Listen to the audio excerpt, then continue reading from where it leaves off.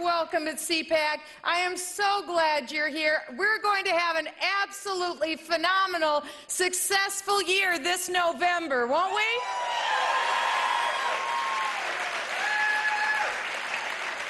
Well, I thought you would be interested in knowing that running for President of the United States is really one series of humiliations after another. But it's also a very educational experience, and I learned three things when I was running for president. First of all, I learned where John Wayne was born. That's very important.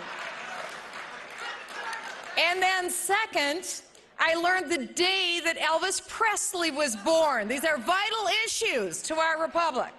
And third, I learned never forget the three things that you learn. Very important when you're running for president. Well, this fall, President Obama will be pointing to his foreign policy successes in order to make the case for his successful re-election. He'll be pointing to bin Laden. He'll be pointing to the overthrow of Gaddafi. He'll be pointing to the Arab Spring as his foreign policy success story. And while without a shadow of a doubt the world is better off without bin Laden and without Gaddafi, these are tactical successes that don't begin to compare with the mess that Barack Obama has made of the Middle East and the strategic foreign policy blunders he's committed.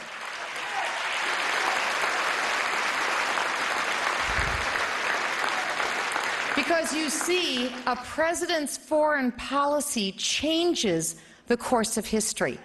Look at Jimmy Carter. His errors in Iran clearly directly led to the rise of modern-day jihad, and that changed the course of history. When Bill Clinton failed to take out bin Laden, despite knowing his whereabouts, that changed the course of history. And when Ronald Reagan initiated peace through strength and won the Cold War, that changed the course of history.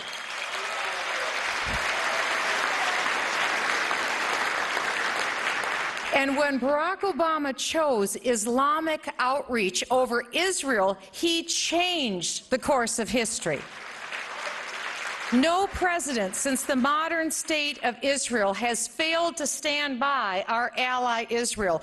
Only President Obama. Consider Egypt. The president spurned the president of Egypt when he took his first foreign trip to Cairo, and in an absolutely shocking move, he invited the radical Muslim Brotherhood to hear his speech when Mubarak's policy was to keep the Brotherhood at arm's length. The Muslim Brotherhood's mission is the spread of global jihad, and their leader has called for the demise not only of the United States, but also of Israel. And the Muslim Brotherhood's spiritual leader has called for the killing of United States troops both in Iraq and in Afghanistan. That's why it's unthinkable that the Muslim Brotherhood's spiritual leader is now acting today as a mediator between the United States and our enemy, the Taliban, in Afghanistan. Now, I can understand why Mubarak would not want to empower the Brotherhood in Egypt. But what I don't understand is why the President of the United States, Barack Obama, would give the Brotherhood a seat of honor at his first foreign policy speech in Cairo.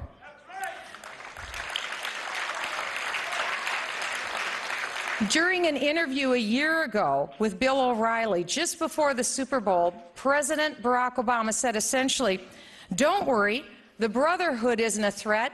They don't have majority support in Egypt." Then Obama failed to stand by Mubarak, and that helped fuel the revolution in Egypt. And it led to a regime that was based on Sharia law, with 72% of the seats in the lower house in Egypt now occupied by the Brotherhood and the even more radical Salafist Party. And in the last year, what's happened? It's reported that because of the persecution, over 100,000 Christians have had to flee Egypt. The Israeli embassy was overrun, and there are calls now for ending the 30-year peace treaty between Egypt and Israel. And the spread of radical Islam has not been confined to Egypt. The rise of political Islam has brought Sharia law now to Tunisia and al-Qaeda to Libya, as I warned during the presidential race earlier this year. Not exactly your Ronald Reagan foreign policy success story. Obama's miscalculations are changing history, as we are now on the verge of a nuclear Iran. And Iran is committed to both the destruction of Israel and of the United States. And they are the epicenter of global jihad. And that explains their commitment to developing nuclear weapons as the ultimate expression of imposing their will on the world. And failing to appreciate Iran's deadly nuclear goal, Obama has chosen the wrong side once again, because he's ignored the true democracy movement in Iran. That's our best hope of defeating an Iran with deadly genocidal intentions. Now, we credit our brave troops for winning the war in Iraq at a very tremendous cost. But the president recently chose intentionally to lose the peace. This past week, the administration announced once again they intend to do the same thing in Afghanistan, and they will likely lose the peace in Afghanistan. It's unthinkable. After a decade of effort to defeat global jihad, Obama, for the sake of his political re-election, has chosen to hand Iraq to the Iranians. Only Obama could snatch defeat from the jaws of victory and call it success.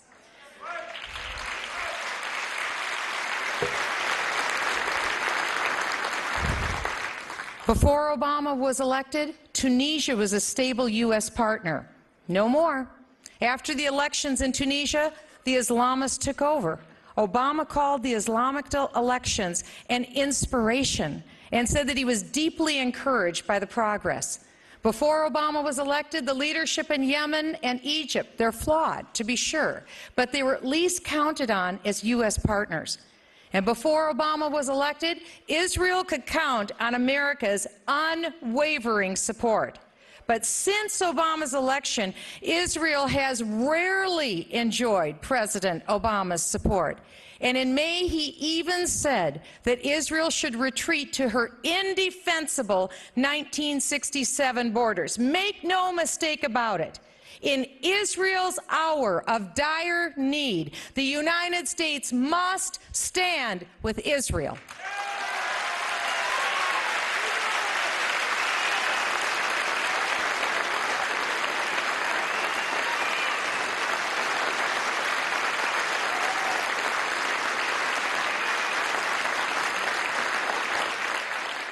In a bad case of miscased priorities, the president thinks that Israel building apartment buildings on her own land is worse than Iran getting a nuclear bomb.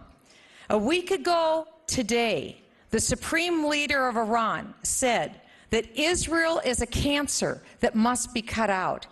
And at the very same time last week, Iran launched a new satellite. And they threatened any nation that tried to stop Iran's nuclear ambitions with 10 times the violence in return. They mean business, and we need to pay attention. Obama's State Department now designates Jerusalem as an international city. And in a bizarre move, our State Department won't even acknowledge that Jerusalem belongs to Israel. Jerusalem does belong to Israel.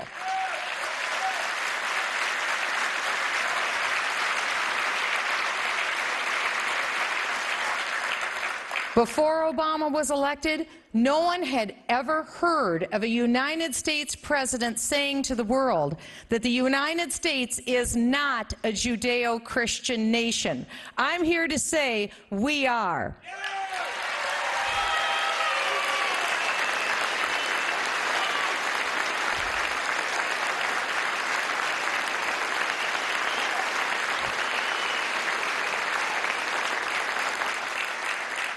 Before President Obama was elected, no one had ever heard a United States president say to the world that we are anything other than an exceptional nation. We are. And before President Obama was elected, no president had ever gone around apologizing to the world, and we will not.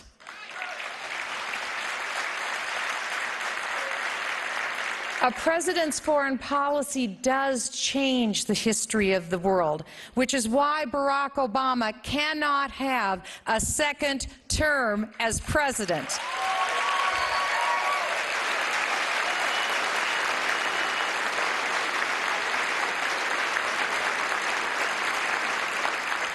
We have to stand, and we have to fight for our beliefs. We have to stand, and we have to fight for our country. We have to stand, and we have to fight for our freedom, because we need to do this to honor the brave men and women who gave their last full measure of devotion for us. Because you see, they're watching us. We owe it to them. We owe it to our posterity. We owe it to our God to keep our republic free. This was purchased at such a great price. It is our obligation to stand with them and make it free. I say to you today, God bless you. God bless the United States of America, and may we remember to bless God. God bless you all, and thank you for allowing me to be here with you today.